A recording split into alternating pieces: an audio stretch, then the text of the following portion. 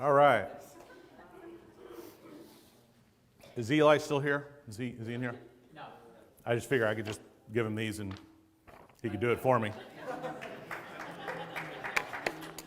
What a way to follow. And they pretty much just delivered my whole message, so not sure why I'm even up here today. Anyway, when I was putting this together and I threw that music in there, I'm like, this just became my walk-up music for every presentation I do at work. I'm just going to start playing this. I know how the baseball players feel.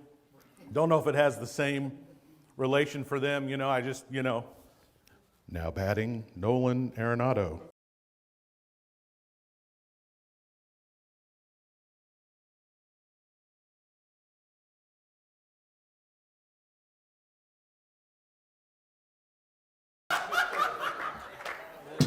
Doesn't have the same effect. So, anyway.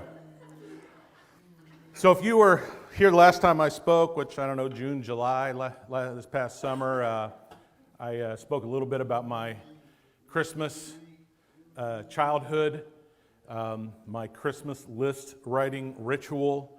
And so a couple of weeks ago when Mike called me and asked me if I was willing to speak this month, and he told me the topic was Christmas movies, Christmas at the movies, I was like, I'm in. I mean, anyone who knows me knows that I am I'm a movie buff. So the whole idea of Christmas at the movies intrigued me. I was immediately starting to think ways I could take Christmas vacation and turn that into a message for today. It's, to me, it is my favorite Christmas movie. Unfortunately, Mike killed my dreams when he said I had three choices. He's like, well, you can take It's a Wonderful Life.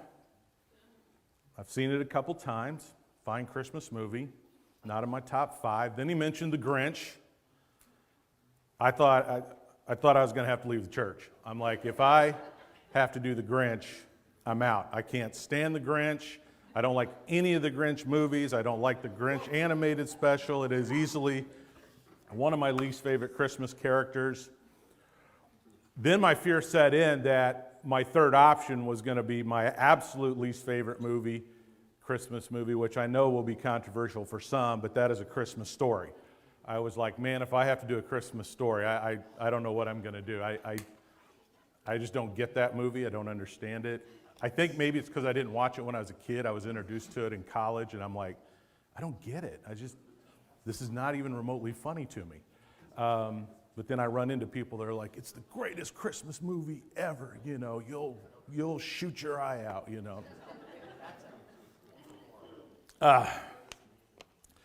So my third option was a Charlie Brown Christmas, which I was excited about, but I did have to point out to Mike, this is Christmas at the movies, and Charlie Brown is a TV special, not a movie. Everyone else, just so you know, get like 2 hours worth of movie material. I get a 30-minute TV specials. But I was excited. I was excited that I get to talk about it because I get to talk about my childhood again at Christmas. And so that's where we're going to start. So, in a world before streaming services, digital downloads, Blu-ray, DVDs, and VCRs, there was a big square box that stood in the middle of your living room called a TV set, not a television. This was a set, okay? Looked something like this, okay? This was not a smart TV. It did not give you access to hundreds of channels. You could not hook up a Roku or a Fire Stick. If you were lucky, your parents paid for cable. That was a black cord that came out of the wall and went into the back of your TV, if you don't know what that is. If you weren't so lucky, then you had to manipulate those two little sticks up there. Those are called antenna. You'd have to move them around until you could get the best local reception possible, or you had to go to that dial. And you'd have to twist that dial around, and the picture would just be going like this, and you're like, oh, I got it, and then it goes like real slow loop like that, and you're just trying. You got your kid up there. Just hold those antennas in place so the rest of us can watch, right? All right, or maybe you were that kid in the neighborhood whose parents maxed out their Sears charge card and you got one of these. This was high tech in 1980s.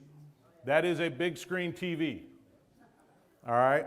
The only problem is you had to sit directly in front of it, because if you sat on either side of the TV, you'd only see a portion of the screen, because I don't know really how that worked, but it was like it magically would just disappear. You'd only see a part of it. Like you had to sit directly in front. So if you had the big screen, you were the talk of the town, but when you came over, everyone's scrunched up on the couch sitting right in front of the TV, right?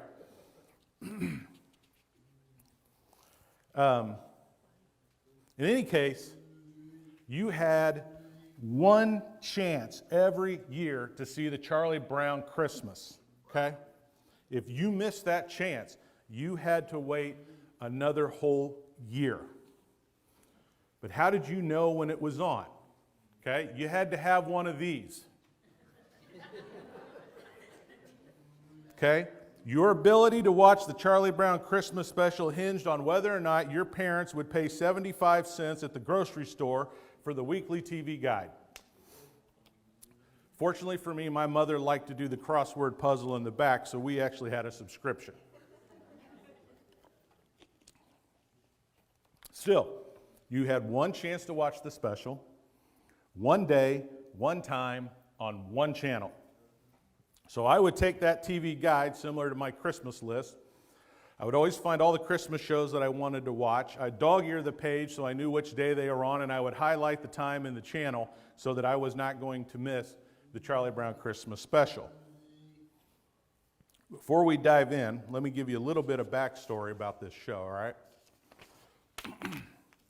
In the fall of 1965, Coca-Cola wanted to sponsor a Christmas special and asked CBS if they had anything in the pipeline they could sponsor. And of course, CBS, not wanting to pass on a dollar, said yes, even though they actually had nothing in development.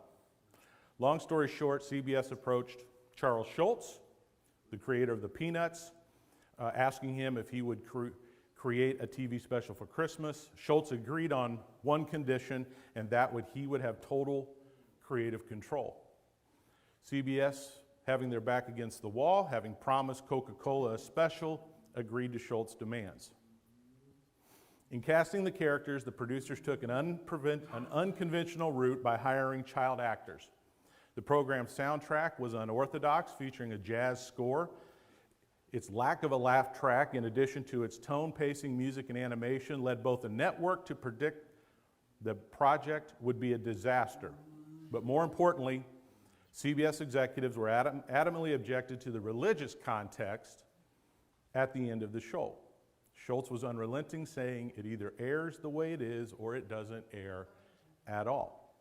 With no time to create another special, CBS aired Charlie Brown Christmas on December 9th, 1965. Contrary to their concerns, the special received high ratings and acclaim from critics. Over 15 million homes watched its debut, equaling 45% of those watching television that evening. Still, it was only number 2 in the ratings. Any guess which show might have been number 1? This has nothing to do with the message, but really, that's a good guess. What's that? Dallas was not on in 1965. That's coming from my wife.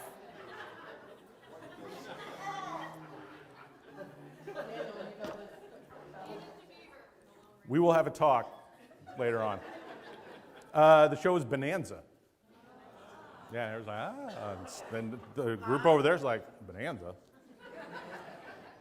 Contrary to their concerns. Okay, following its debut, the show received an Emmy, a Peabody Award. Its jazz soundtrack sold 5 million copies in the United States. It became an annual presentation in the United States, airing on broadcast television during the Christmas season for 56 years before becoming exclusively available on Apple TV's streaming service. So, just a little side note. Just someone anyone who's not seen this special? If you've not seen this special, please raise your hand so you may be publicly shamed.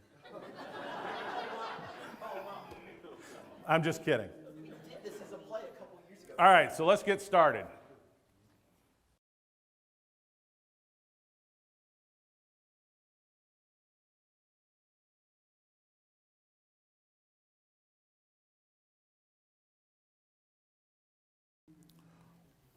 All right, so on their way to join their friends ice skating on a frozen pond, which is obviously not the safest way to ice skate, Charlie Brown confesses to Linus, despite everything he likes about Christmas, he's still depressed. Okay? After Linus's criticism and receiving no Christmas cards in the mail, he visits the local shrink Lucy, who also happens to be his football nemesis, but for that you've got to watch the Thanksgiving special.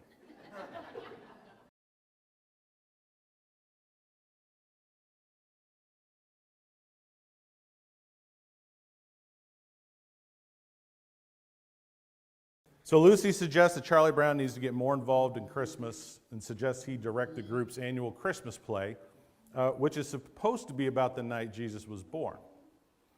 But Charlie Brown becomes even more discouraged by his observations of the commercialization of Christmas as he heads for rehearsal. Okay? Lucy's upset over not receiving real estate for Christmas. Snoopy is decorating his doghouse for the neighborhood light and display contest. Sally, his younger sister, asks him to write a letter to Santa in which she says, "I've been very good this year. I shall enclose an extra long list of things I want, or perhaps you could just send me money. Preferably 10s and 20s. Businesswoman. And then at rehearsal, Charlie Brown finds a disorganized play with an uncooperative cast, and Lucy is the prima donna Christmas queen.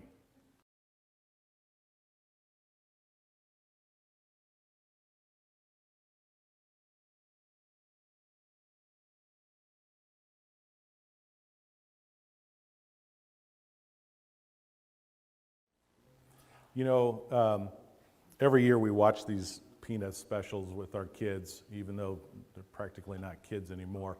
We watched the Halloween one this year, and it was really the first time, and I'm like, man, these kids are just mean, nasty kids. Like, these are not good examples of the way kids should behave. Anyway, so Charlie Brown can't get control of the cast, decides the play needs more proper mood, recommends a Christmas tree. Lucy suggests he goes and gets the biggest aluminum tree he can find. And at the tree lot, Charlie Brown picks out the only real tree there, a small sapling. Linus questions his choice. But Charlie Brown thinks that once it's decorated, it's going to look great, it'll be perfect. But as we know, when he returns,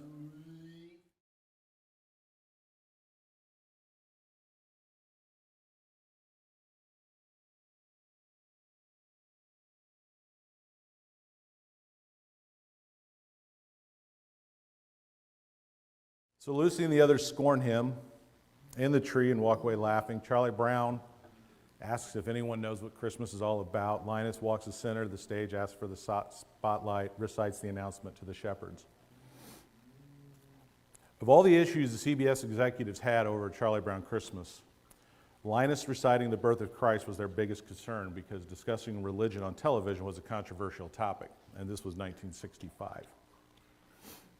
But Charles Schulz was adamant, remarking, if we don't do it, who will? Schultz's main goal of the special was to focus on the true meaning of Christmas. So if Linus' speech wasn't included, the special would be pointless.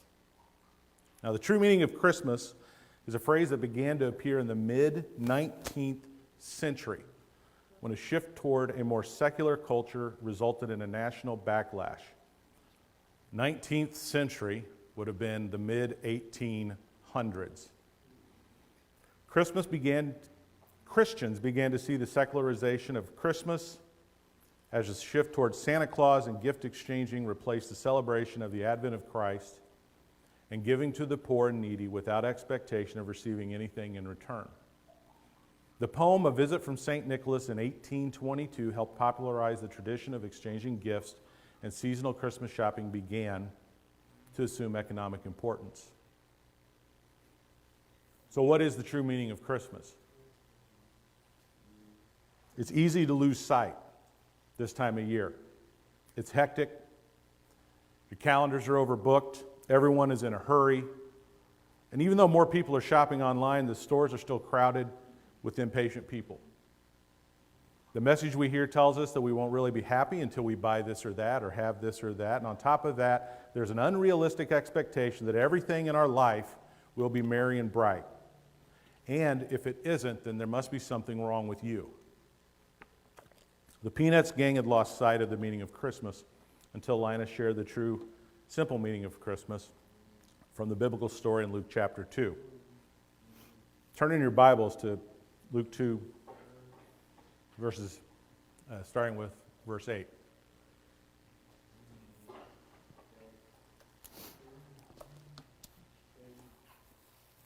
And it writes, "There were shepherds living out in the fields nearby, keeping watch over their flocks at night. An angel of the Lord appeared to them. The glory of the Lord shone around them. They were terrified, but the angel said, 'Do not be afraid. I bring you good news that will cause great joy for all people. Today in the town of David, a Savior has been born to you. He is the Messiah, the Lord. This will be a sign to you. You will find a baby wrapped in clothes lying in a manger.' A great company of heavenly hosts appeared with the angel, praising God, saying, 'Glory to God in the highest, and on earth peace to those on whom his favor rests.' The angel of the Lord delivered a message to the shepherds that God himself was here. Emmanuel, God with us. Christmas is about the God of the universe becoming flesh and blood.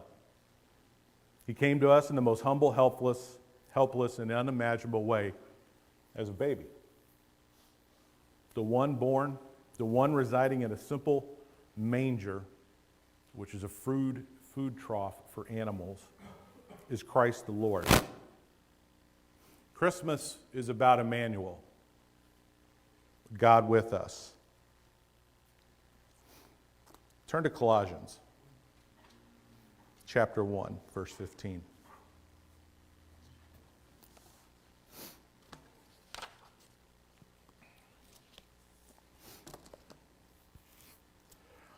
He is the image of the invisible God, the firstborn over all creation, for by him all things were created, things in heaven and on earth, visible and invisible, whether thrones or powers or rulers or authorities, all things were created by him and for him. He is before all things, and in him all things hold together. He is the head of the body, the church. He is the beginning and the firstborn from among the dead, so that in everything he might have supremacy.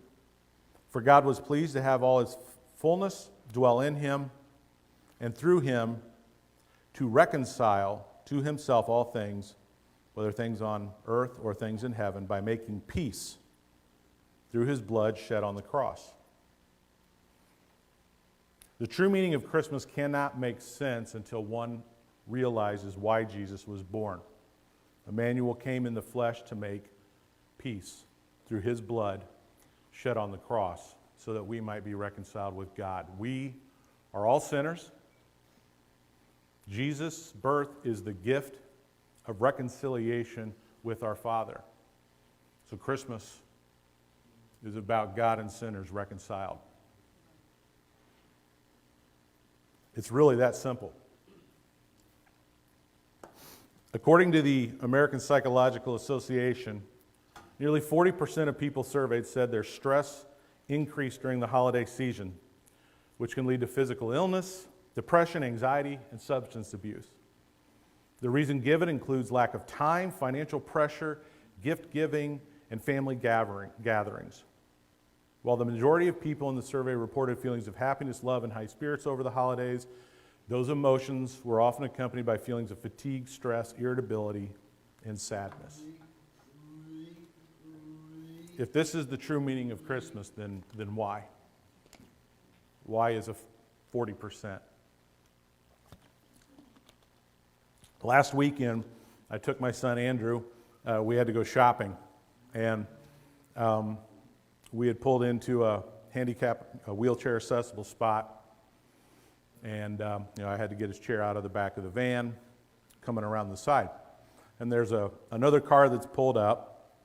She's driving on the wrong side of the lane, and she's just sitting there while I'm helping Andrew out of the van. Another car comes around and stops, and her window's rolled down partially. And I can hear her yelling, "Go ahead, take your spot, take your spot, take your spot." And the lady in the other car puts on her turn signal indicating she's making a right. But she's on the right side, wanting to make a right, not go left into this other parking spot. And the woman, who I would say was probably between the ages of 18 and 22, just yelled, "You stupid F word, B word," and repeated it at least 2 times. And then sped off. And I just stood there in awe. Now, I am prone to educating people on their driving from my own car. But I have never yelled at someone like that. The lady turned into the handicapped spot next to me. It was an elderly lady. She was simply waiting for me to get my son out of the van safely so that she could pull in. The other person had by now circled all the way back around to try and take that third spot.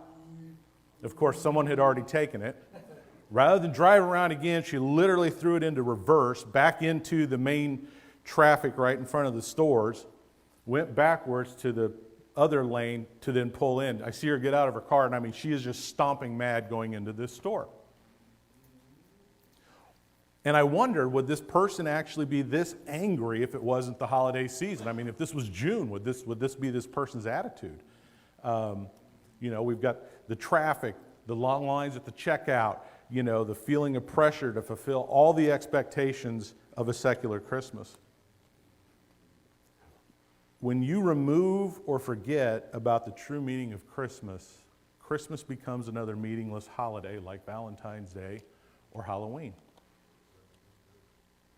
We don't get so worked up for Valentine's Day. Some of you get worked up about Halloween. I mean, you got to decorate your house, which honestly, I'm not from St. Louis. It was a whole new thing to me, but that's all right. I don't see people getting mad and yelling at each other.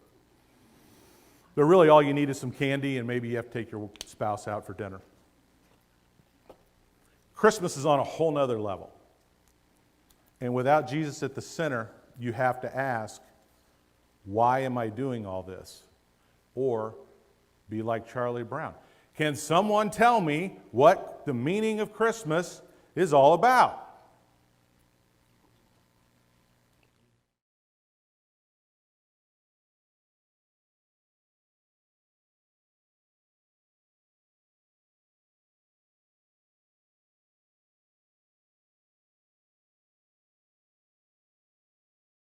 The Charlie Brown Christmas tells us that the true meaning of Christmas comes from Jesus. Born 2,000 years ago, he came in the most humble way so that he might be the king of both shepherd and kings. He came to redeem everyone. Christmas is not about what we get, but what we have been given. A single gift, which is salvation through Christ, who makes possible, as the song says, God and sinners reconciled. The question to ask is, have you been reconciled? Because that is what Christmas is all about. Let's sing.